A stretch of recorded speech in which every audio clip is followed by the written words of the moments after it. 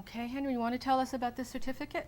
Well, this certificate was issued to me in Bad Verishofen, Germany, to state that I am DP, which is displaced person. Okay, and that looks about 1946. 46. Yeah. Okay, we'll go to the next one. This one is my German issued driver's license that I was allowed to drive motor vehicle. It was issued in 1948, I think, in Germany, Bad Verishofen. Okay, we'll go to the next one. Now this is a document. Yeah, this is again a document that I was a member of the displaced person people, and that I think that I lived in the DP camp, Josefsheim in Bad Verishofen. And it looks like it's from the Central Committee of Liberated Jews in the American Occupation Zone in Germany. And it's 1948. Okay, the next one. This is a picture of my beautiful great granddaughter. Not great granddaughter, granddaughter, but she's great. And this year was at the bat mitzvah.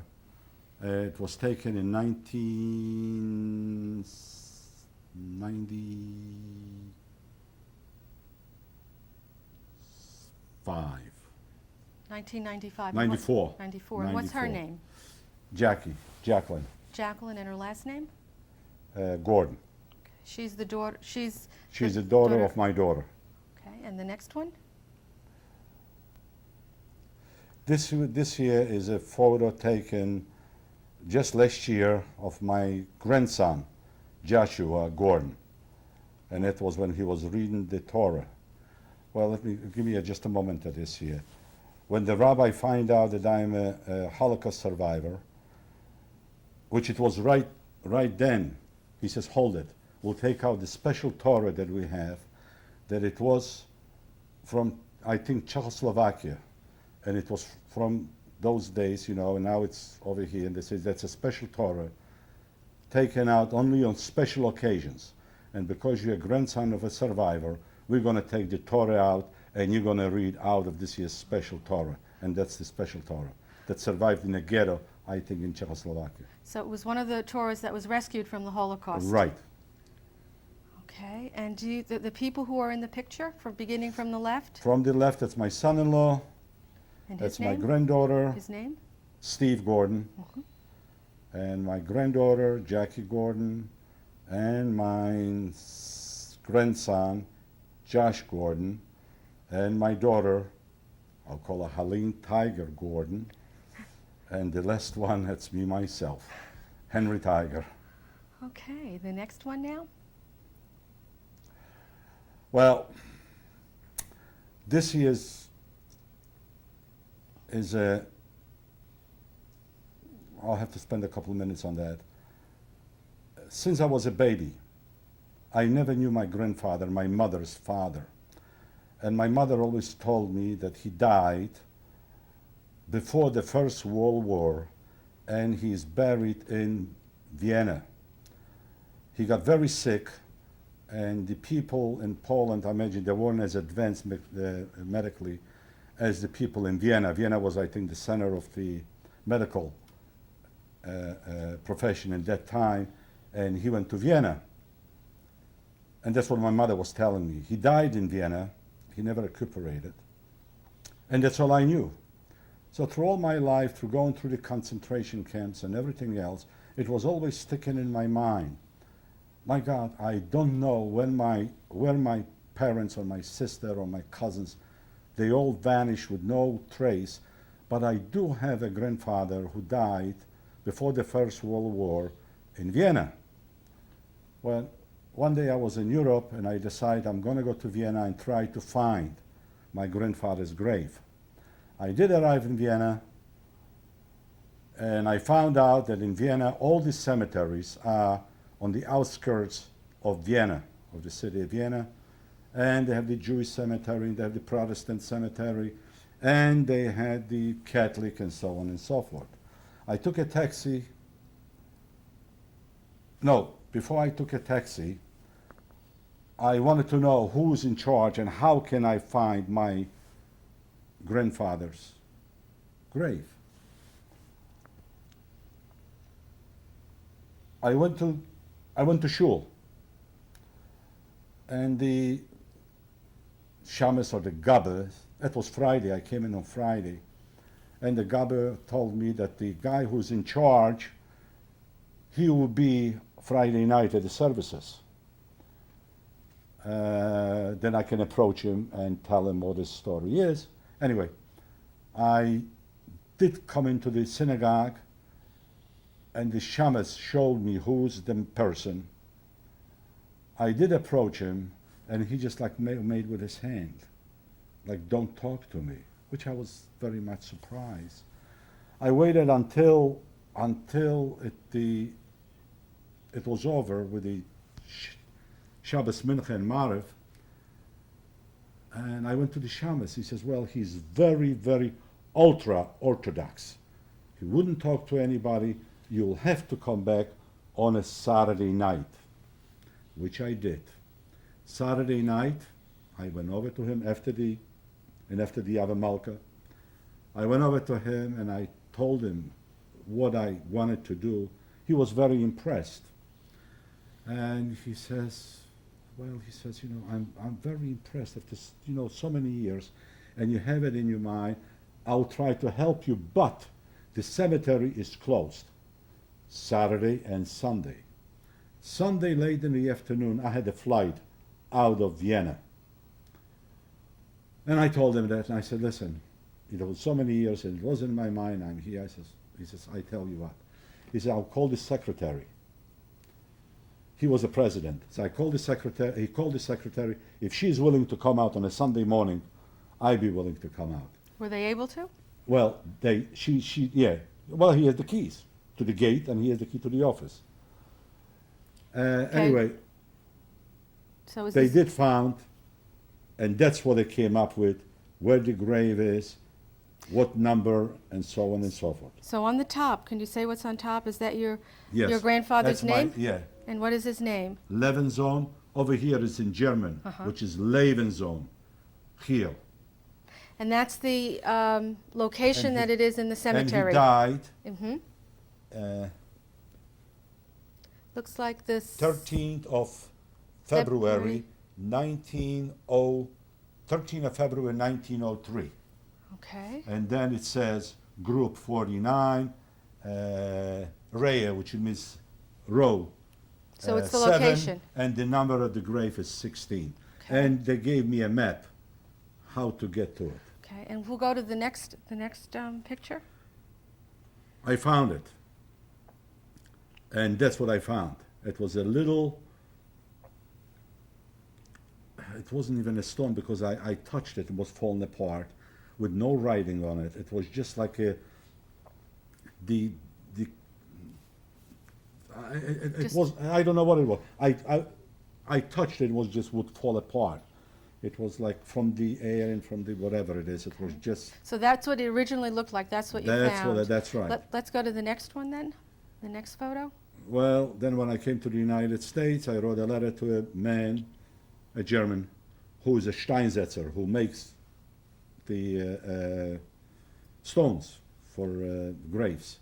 And I wrote him a letter. He was very impressed. He sent me a copy of something, how he thinks that what I should build. And I gave him the okay. I gave him what I wanted on the stone. He sent me not this picture, another picture. What was done, I sent him the check. Then about a year later, I went back to Vienna with my, all right, you want to bring it in closer into the side? So we can. Okay, to my right, that's my nephew.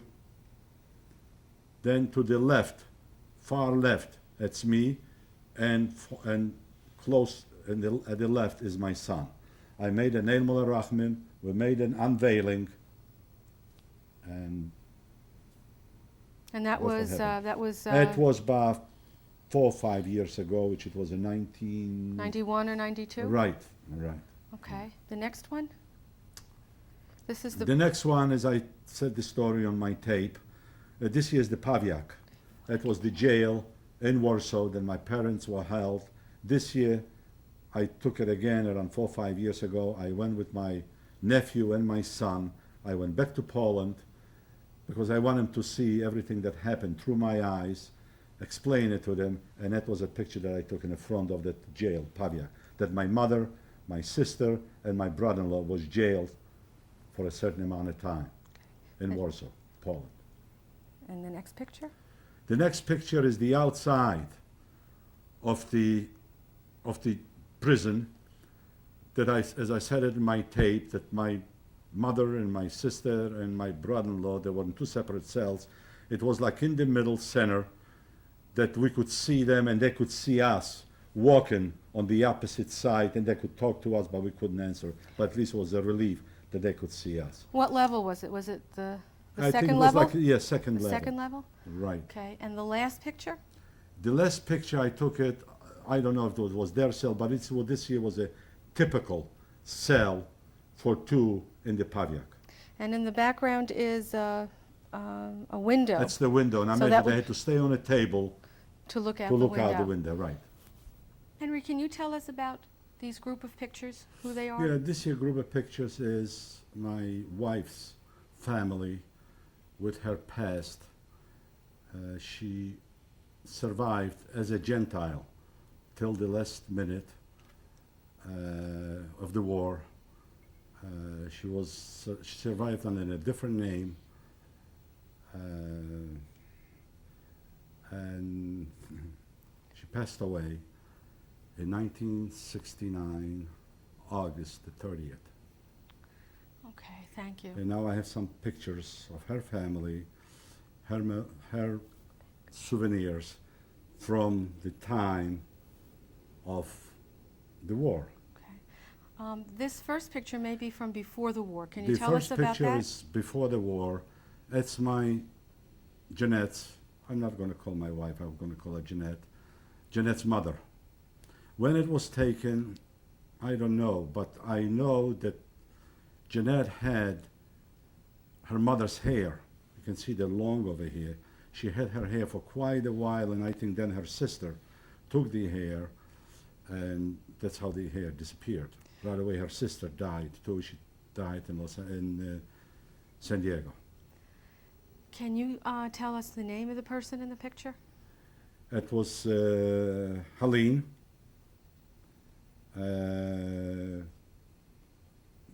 Gottlieb. I think her maiden name was Miltau. And what country was that taken in? It was taken in Poland, the city Przemyśl. Okay, we'll go to the next photo. This here photo is a very old photo of Jeanette's family. Bottom row, the first one on the bottom row is Jeanette's father, Max. Is that on the right? Then on the right, I don't know the person on the right, but then the second person, oh, on the right, that's right, on the right. The first person on the right is her father, Max. Okay? Then the person next, I don't know who it is, but below, that's Jeanette. So she's second from the right, Second sitting from the down. right, sitting down. Then the person who's up above Jeanette, I don't know who it is, but the other person, it's Marilyn. That's her sister. The man with the beard, that's the grandfather, which it was, I think, the father's father. So he's a Gottlieb. Next to him is the grandmother.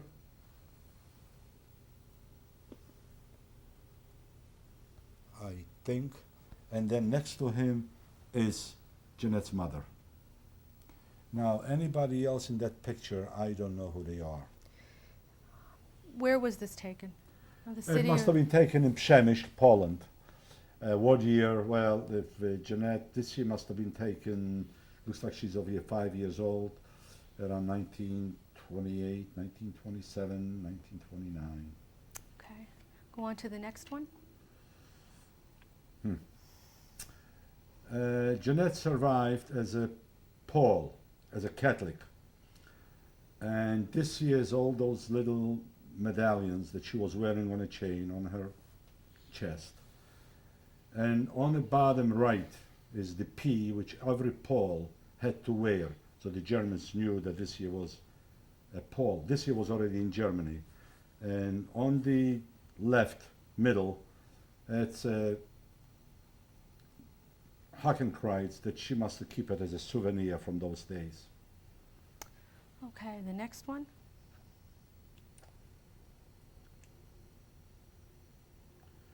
The next one is a Ausweis, which is a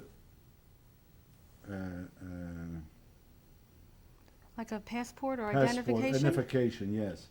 That she works for a certain family, for the family that she works. She was a governess for the child. They were Germans. Do you know what her name was during the war? Was she changed her name? Yes. Her name was Genevieve German. Born in 1921. Okay, and the next one? The next one is a picture of the people that she started to work for them, Germans. He was a very high official, and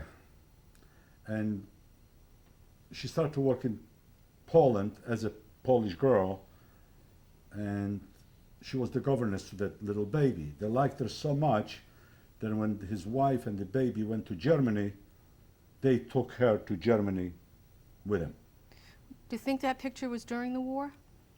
Oh, That picture was taken yeah. during the war? Yeah, it was in the 45 or 40. No, well, the Russians were 46, something like that. Yeah, right during the war or right after the war. Well, the war ended in 1945. So yeah, no, this year was already after the war, after the Germans occupied Poland. When the Germans were occupying Poland. Poland and that part, because that part in the beginning where Jeanette lived was occupied by the Russians. Okay. And then when the war broke out between the Russians and the Germans pushed them and the Germans came in. That was in Przemyśl, Poland. Okay. And the next Then item? this one is just a regular 10-mark piece from before the war and during the war. That was the German money. Okay. And the next one? This year is the real Ausweis in Germany. This year she has a P on it to show that she's Polish and that she works in Germany as a Pole. I mean, this year was a very, very important document. And this proved that she was not Jewish. No, this year proved that she's Polish, that she's Polish. Genevieve German. This year is made Okay. out to Genevieve German. Okay. Okay, the next one? The next one this year is a marriage license who we got when we got married in Bad Werishaufen by the Bürgermeister, which is the mayor of Bad Werishaufen. And what's the date of that? Oh, it's this year was 1946. And that was in Germany. That was in Germany in Bad Werishaufen, yes. And the next one? The picture didn't come out right. This is a picture of Jeanette when I met her. I don't know if this year was before the marriage or after the marriage, but it was right there around 1946, 47. Okay. Henry, can you talk about this document?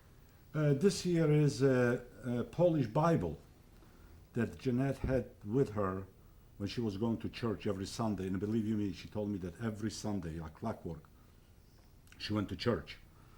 And she knew the prayers better than most of the Poles because she wanted to make sure that she knows it and she's accepted. So this here was the Bible that she carried with her. And that was during the war. That was during Well, it was where the war. No, the war was over, but still, Germany was occupying Poland. Okay. The next one? This here is a little notebook that we found pictures of her friends and the time that she was in Germany, which it says Wspomnienia z lat niewoli, which is mean remembrance from the time of slavery. Actually, that's the exact words.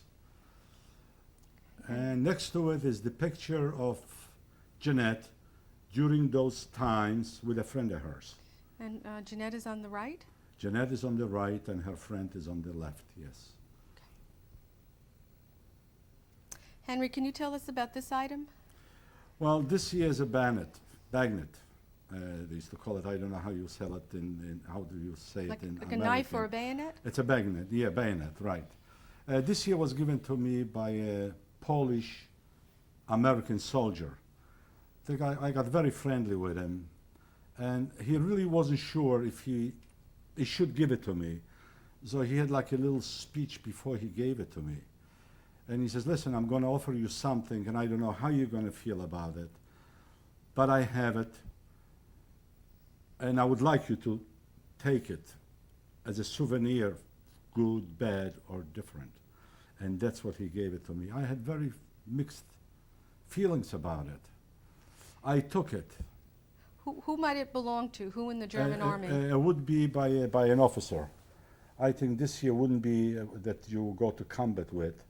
I think this here was a bayonet that would be worn by an officer who's wearing a uniform that it's like for a special occasion. Like a dress uniform. That's right. Yeah, that's right. Like a special, yeah, like a dress uniform. He gave it to me. I took it. I didn't feel comfortable then, and I don't feel comfortable today. I took it. I keep it in a drawer, and I never look at it.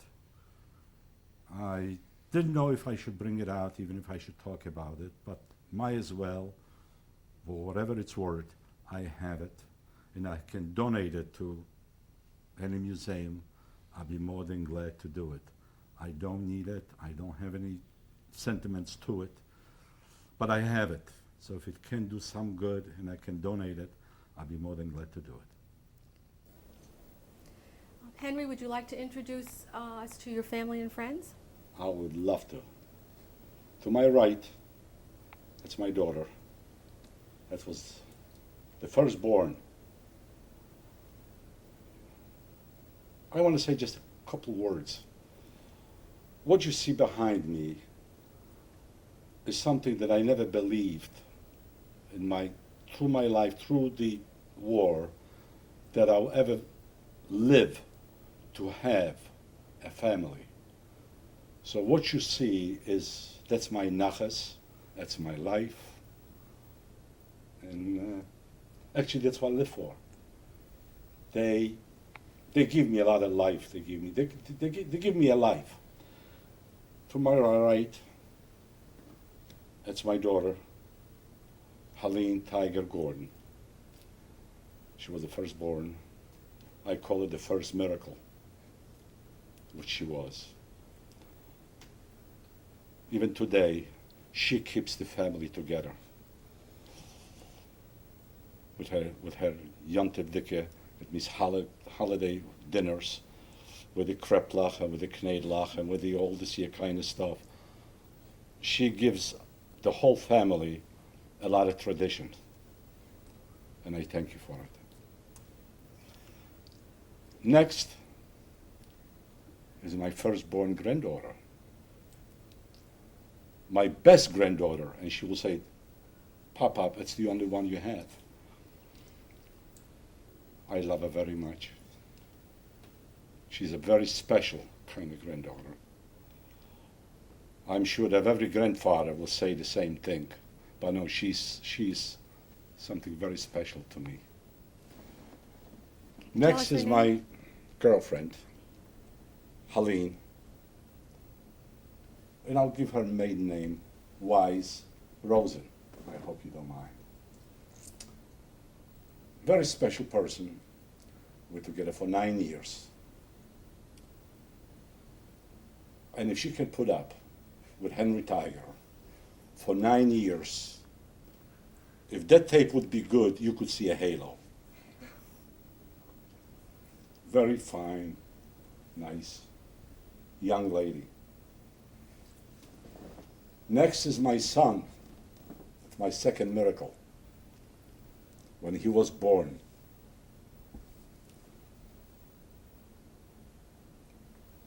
Henry Tiger has a son. You know how they say it in Yiddish, a Kaddish? That a son, well, now we're liberated, now even the girls say Kaddish. But used to be, you know, the son, he was the one, if you die, he's the one who's going to say that Kaddish. So it was the one, you know, I had a son. His name is Richard Michael Tiger. Let me go back to Helene.